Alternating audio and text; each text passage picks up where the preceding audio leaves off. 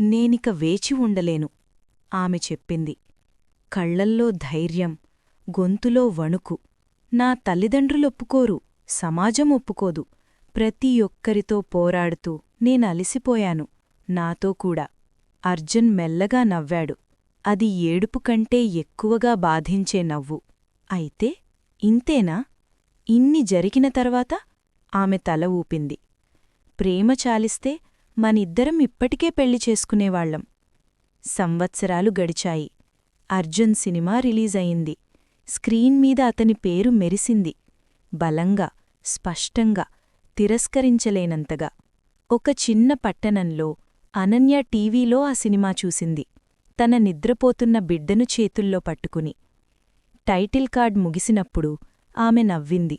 పడనివ్వని ఒక కన్నీటిని తుడుచుకుంది. హైదరాబాద్లో అర్జున్ తన బాల్కనీలో ఒంటరిగా నిలబడ్డాడు. చుట్టూ విజయం, పక్కన నిశ్శబ్దం. కొన్ని ప్రేమకథలు పెళ్లితో ముగియవు, వాళ్లు కావాల్సిన వాళ్లుగా మారడంలోనే ముగుస్తాయి.